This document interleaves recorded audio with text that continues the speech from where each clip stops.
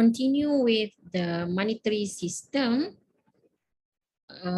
We continue with after we know that nowadays the monetary system change into flexible rate system, and now they have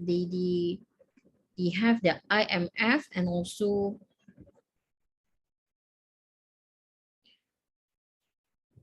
IMF and also World Bank. So in the IMF, there are regime classifications that we have to know.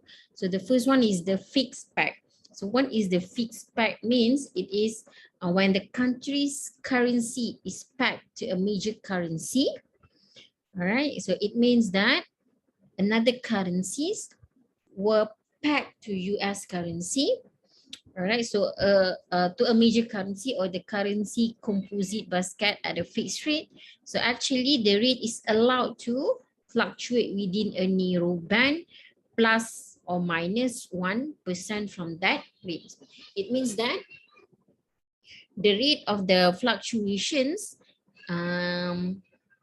is within 1% plus minus. Okay, so that is the meaning of fixed pegging. Peg with band, it means that when a currency's fixed exchange rate is allowed to fluctuate within wider than plus or minus 1% band around the fixed rate. So it is pegged with band. Crawling peg means that when a currency's fixed exchange rate is adjusted periodically at fixed, pre-announced rate or in a response to selective quantitative indicators. And also crawling peg with band, it means that when a currency's crawling peg is allowed to fluctuate within wide band. Wide band means that it is more than 1%, plus minus 1%. Managed float means that when a country's monetary authority actively intervenes to influence the exchange rate without specifying a preferred path or rate. So it can move anywhere that they want to, that the fluctuations want to go. Or it also can have the independent float. When a currency's exchange rate is flexible and determined by the market, although a country's monetary authority can intervene to moderate undo the fluctuations in the rate. So these are the few regime classification under the IMF exchange rates. So dollarizations. So what is dollarizations? Also known as EQDOR, is the use of the US dollar as the official currency of the country. So one attraction of the dollarization is that sound monetary and exchange rate policy no longer depend on the intelligence and discipline of the domestic policy makers. So for example, Panama has used the dollar as its official currency since 1997. Since 1907, Ecuador replaced its domestic currency with the US dollar since September 2000. Same like Singapore, they also use dollar, but it is Singapore dollar. But Panama and Ecuador, they specifically use the dollar, the US dollar lah. A currency board refer to Hong Kong. It exists when a country's central bank commits to back its monetary base, its money supply, entirely with the foreign reserves at all times. It means that the unit of domestic currency cannot be introduced to the economy without an additional unit of foreign exchange reserve being obtained first. So example like when Argentina moved from the managed exchange rate to a currency bond in 1991, In 2002, the country ended the currency board as a result of substantial economic and political turmoil. All right, so these are the effect of the dollarization, which means that the countries uh, apply the currency of dollar. So the reason for dollarization is because of greater stability in the value of the foreign currency over domestic currency. Okay, so it means they want to have a more stable currency, because when a currency were pegged to dollar, it's better for the country to use dollar. So that is the reason behind that, why the country use dollar instead of they have their own currency. So the disadvantage of the dollarization, they are loss of sovereignty over monetary policy. They have no power on their own country's currency.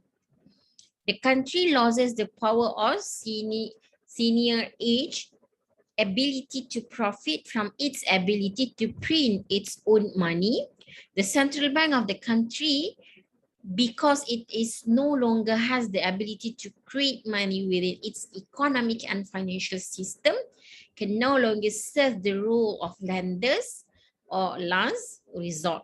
So the country itself, they have no power over their own financial system. Right. So that is the disadvantages lah by adopting the dollarization.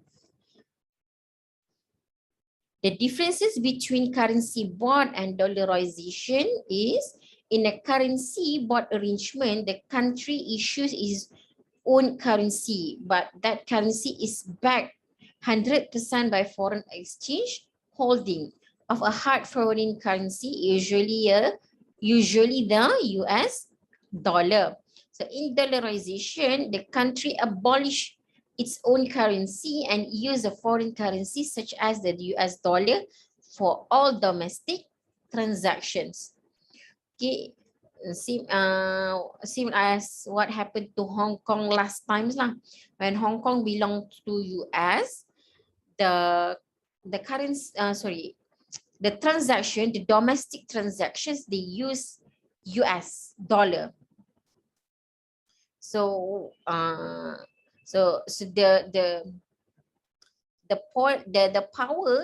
power is belongs to the US lah.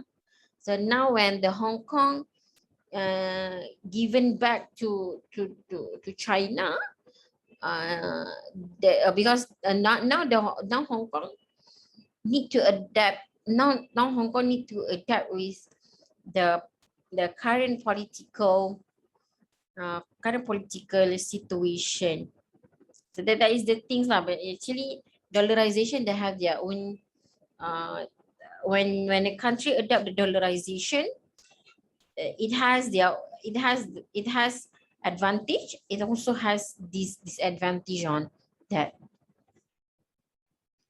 All right, first, fixed versus flexible exchange rate. So what is the advantage and the disadvantage?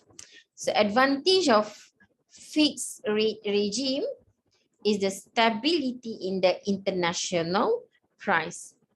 So it inherent anti-inflationary nature of fixed prices. So these are the advantages of the fixed rate regime. Remember, fixed rate regime, the value is the medium of exchange, they use silver and gold. So it is more stable and there is anti-inflation. Because it is stable, so therefore there is no inflation. So that is during that era. But the disadvantages of fixed rate regime need for central bank to maintain a large quantities of hard currency and gold to defend the fixed rate. So they need the central bank to maintain the gold and silver. The fixed rate can be maintained at rates that are inconsistent with the economic fundamentals. So these are the disadvantages of the fixed rate regime. Okay. So that's all for chapter 2.